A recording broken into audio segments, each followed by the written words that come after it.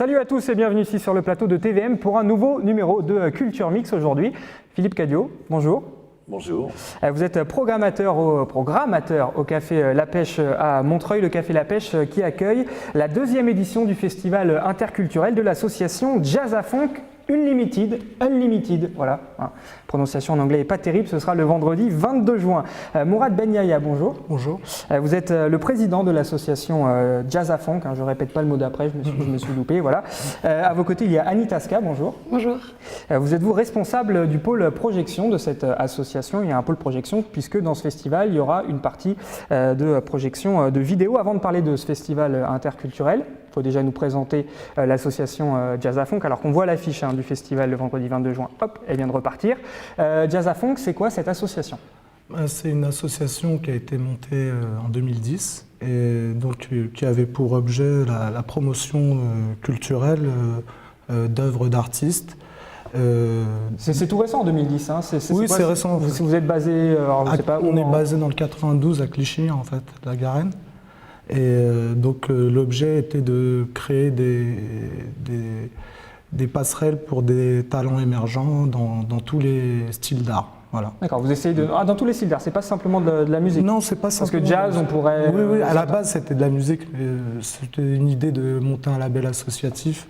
Et puis finalement, c'était plus simple de mélanger les arts au niveau de l'association et finalement, c'est mieux en fait. Et alors, ce festival interculturel, c'est un peu quoi? Votre vitrine, c'est la vitrine de l'association ou j'imagine qu'il y a plein d'actions aussi par ailleurs?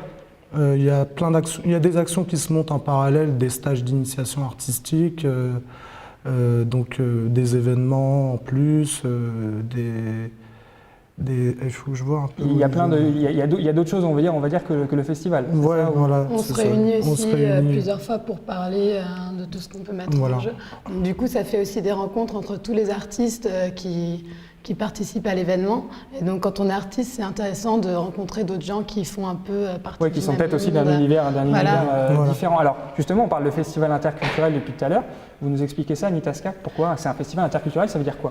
Donc, un festival interculturel, c'est un festival justement qui réunit de la vidéo, des expos, de la musique, et c'est un festival qui est basé, c'est les gens de tous les âges, de toutes orientations, du monde entier, des gens, c'est vraiment ouvert sur l'intergénérationnel. Qui sont d'ailleurs les artistes qui participent? Comment ça se passe, la relation avec eux? C'est des gens que vous connaissez personnellement plus ou moins?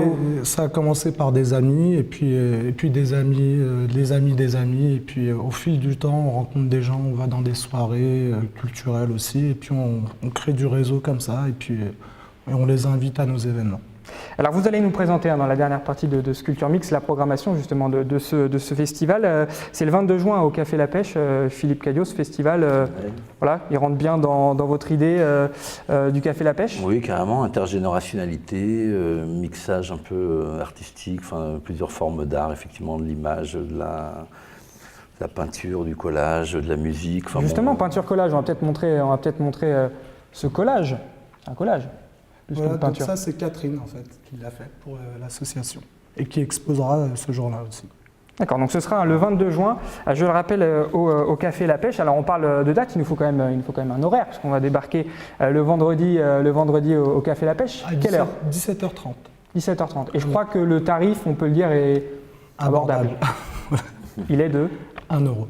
1 euro. 1 euro symbolique. Symbolique, on peut dire. On peut lire sur l'affiche. Alors vous nous parliez du lieu où était basée votre association, c'est à Clichy-la-Garenne, dans le 92. C'est là d'ailleurs qu'a eu lieu la première édition de ce festival, festival interculturel. Nous, on a des images, des concerts qui ont eu lieu, de l'ambiance d'ailleurs qu'il y a eu lors de cette première édition. On les regarde ensemble.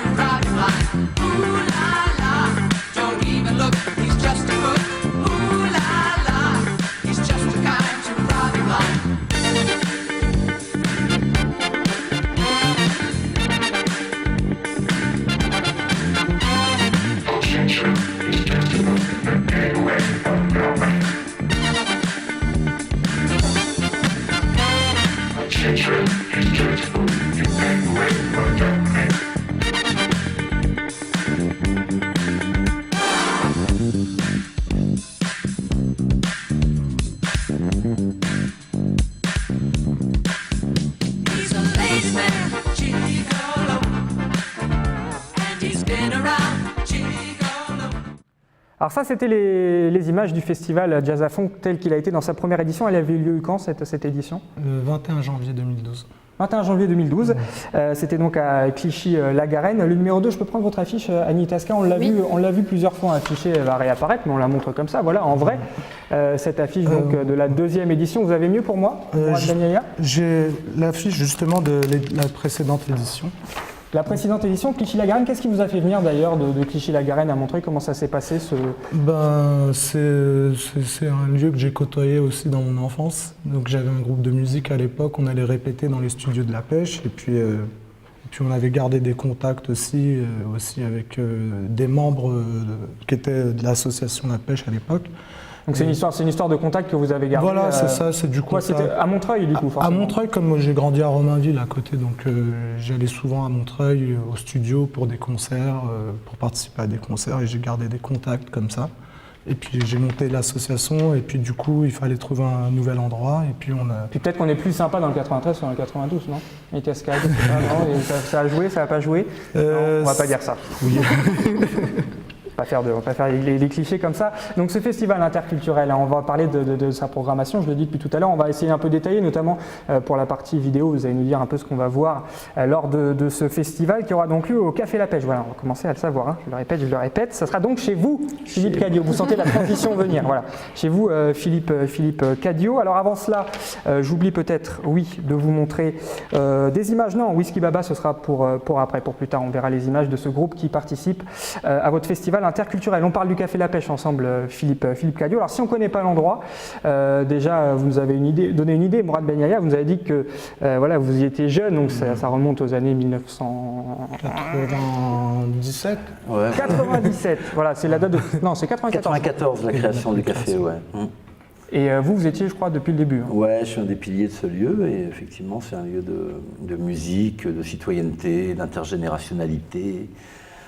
Voilà, c'est une base, c'est un labo pour moi, la pêche, un lieu où il se passe beaucoup de choses depuis pas mal de temps, mais on est ravis que ça soit toujours ouvert. Donc créé en 94, 2014, ça va faire près de 20 ans maintenant. Je suis pas bon en anglais et pas bon en maths, hein, vous avez remarqué. Bah là on est dans la 18e année, on se dirige vers les 20 ans, effectivement, tranquillement. Alors la philosophie, vous l'avez un peu évoquée là à l'instant en nous parlant de ce Café La Pêche. Plus concrètement, ça ressemble à quoi la vie quotidienne du Café La Pêche? On a des festivals, on le voit ensemble. Ouais. Voilà, mais je crois que ça s'adresse aussi aux jeunes notamment, aux jeunes talents. C'est ce qu'on a appelé un café jeune, mais en même temps très très dédié à la musique, aux pratiques musicales à Montreuil. Donc studio de répétition, salle de concert. Beaucoup de résidences d'artistes qui viennent travailler chez nous avant de préparer ou un concert important ou une tournée à venir. C'est booké toute l'année, si je peux parler. Il y a pas mal de monde, on est très sollicités, ouais. Donc du coup, nos plannings sont bien garnis. Vous m'avez dit 94, sur ces 18 années, voilà, vous avez senti, on imagine, évoluer le lieu ou pas, ou c'est resté justement fidèle à sa philosophie de départ? Ouais, je dirais que c'est assez fidèle à ce que ça a été. Enfin, on a effectivement des thématiques un peu clés chez nous qui sont quand même... tout ce qui est hip-hop, reggae, rock et voilà, groove et les musiques électroniques. En gros, on est dans les musiques urbaines principalement. C'est notre créneau, quoi. Temple de la musique, des musiques urbaines du 93. On peut considérer qu'on est quand même devenu un espèce de temple des musiques urbaines du 93, ouais, effectivement. Ce qui est pas mal quand même comme appellation. Ah, ça c'est mon idée et j'en suis assez fier. Parce que ça représente vraiment le travail qu'on fait dans ce lieu depuis des années, quoi. C'est vrai qu'on est connu, reconnu et ça fait du plaisir. Et puis, je ne pense pas que ça soit usurpé de prétendre qu'on est le temple des musiques urbaines du 9-3, parce que je pense que c'est vraiment la réalité, quoi. Alors ça, c'est le programme là, que j'ai en main, que je trifouille depuis tout à l'heure à l'image. C'est le festival pour le mois de juin. Hein, ouais, 2012. Avant de parler de la programmation et des quelques temps forts à venir justement jusqu'à la fin de ce mois de juin ou même un peu plus tard, hein, vous nous direz ça tout à l'heure, on peut faire un petit retour, bon on ne va pas revenir sur les 18 ans, sur la saison écoulée, comme ça un ou deux moments forts, voilà, vous qui vous ont marqué personnellement ou qui ont marqué le Café La Pêche. Bon, je ne sais pas, je dirais récemment, la semaine dernière, en fait, on a reçu Sebastian Sturm, qui est une des figures montantes du reggae européen, c'est un Allemand, et donc effectivement on a fait salle comble un mercredi en pleine semaine.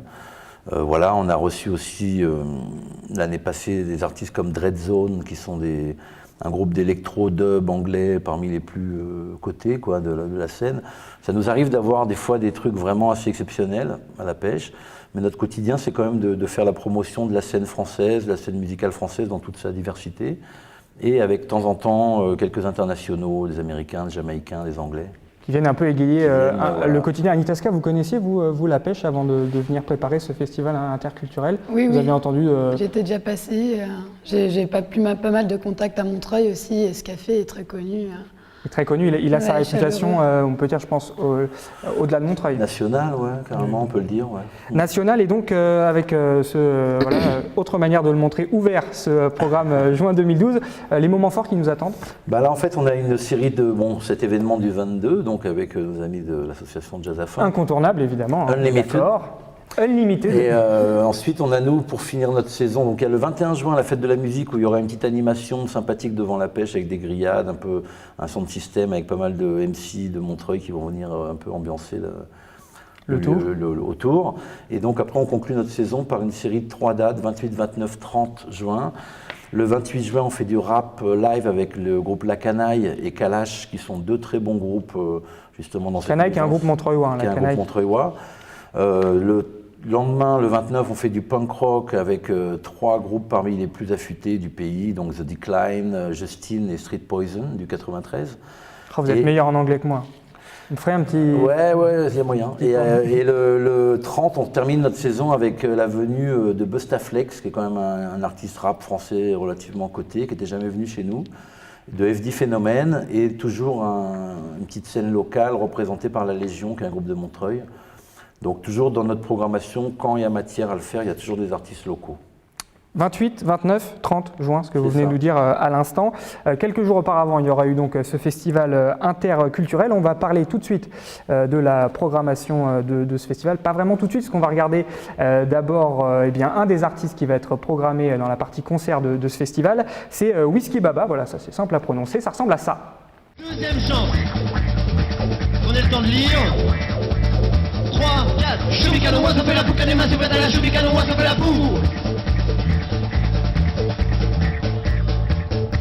Devant votre mauvaise volonté évidente, nous allons choisir quelque chose de plus simple. Vous allez juste répéter pou à la fin. C'est facile. 3, 4. Shubikano wa s'appelle la poukanema, c'est la Shubikano wa s'appelle la pou. Shubikano wa s'appelle la poukanema, c'est la Shubikano wa s'appelle la pou. Shubikano wa s'appelle la poukanema, c'est la Shubikano wa s'appelle la pou. Je voudrais être un vrai notable de ces gens que les gens remarquent. Je voudrais être l'admirable VIP, l'invité de marque. Je voudrais que sur mon passage on me salue la tête basse, comme font les gens pour les rois. Je voudrais tout cela pour moi, mais...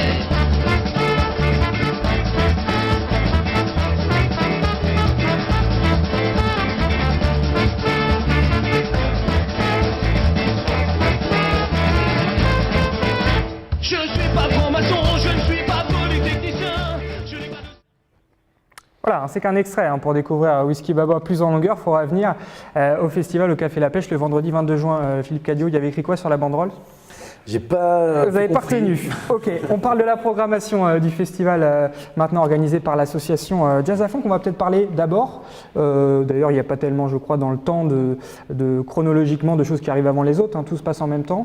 Non, en fait, ce qui se passe, ça va être qu'on va ouvrir les portes. Donc les gens pourront venir voir l'expo. Donc en fait, dans l'exposition, on va avoir des dessins, des photographies, des lithographies, des collages, des bijoux aussi, des créations, des chapeaux, donc un peu des trucs plus artisanaux et aussi des choses artistiques. Ensuite, il va y avoir la projection vidéo qui va commencer. Ah, ça, c'est votre partie. Voilà, c'est ma partie, Parce que la projection. partie précédente, c'était Lucie qui s'est occupée qui est responsable du pôle exposition, qui s'est occupée de trouver tous ces artistes aussi, de les réunir justement pour cette édition. Ok, donc vous nous avez donné un petit aperçu de ce qu'allaient être ces expositions. Sur la projection vidéo, ça va être quoi comme type de film? Donc la projection vidéo, elle est très très éclectique aussi. On va avoir des documentaires, des courts-métrages d'animation, des choses assez plus réalistes. C'est surtout des courts-métrages, mais vraiment des choses qui viennent de plusieurs endroits, et des gens qui sont vraiment professionnels, qui ont fait des écoles, qui ont fait des études poussées là-dedans, et d'autres qui sont des amateurs. C'est pas des gens qui font n'importe quoi, c'est ça que vous voulez dire? Voilà. On va pas voir n'importe quoi. Ils ont des concepts. Ils ont des concepts. Ça, c'est sur la partie projection vidéo. Sur les concerts, Mourad Ben Yahya, vos têtes d'affiche? Oui. Alors sur les concerts, en fait, dans le projet aussi de cet événement, c'était d'impliquer aussi des artistes montreuillois. Donc, on a donc en artiste montreuillois Catherine, donc Catherine qui était qui fait les collages justement en expo. En projection vidéo, on a Anita Ska qui est montreuilloise. Et dans les concerts, on aura 2 artistes qui vivent à Montreuil, dont Shark Eyes qui fait de la pop folk et Florentino qui fait du rock funk. Ok, les Montreuillois. Alors, les Montreuillois seront présents en force, non seulement au Café La Pêche pour ce festival, mais aussi sur scène, donc si on comprend bien, avec différents artistes montreuillois. Voilà, on pourrait en dire plus, on peut pas en dire plus, le temps qui nous a imparti est terminé. On va découvrir ce festival le vendredi 22 juin, je le rappelle, au Café La Pêche. J'imagine qu'on vous verra là-bas, Philippe Caillot. Vous serez là-bas. Je rappelle, donc c'est à partir de 17h30, le tarif c'est 1 €. Voilà, ça me paraît plutôt abordable. On pourra manger aussi des bonnes choses.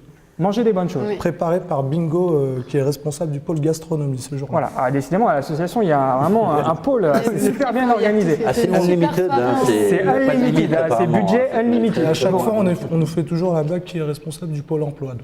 D'accord. En tout cas, merci à vous 3 d'être venus aujourd'hui sur ce plateau. Merci à vous de nous avoir accueillis. Et donc rendez-vous le 22 juin au Café La Pêche. Voilà, merci à tous d'avoir suivi cette émission.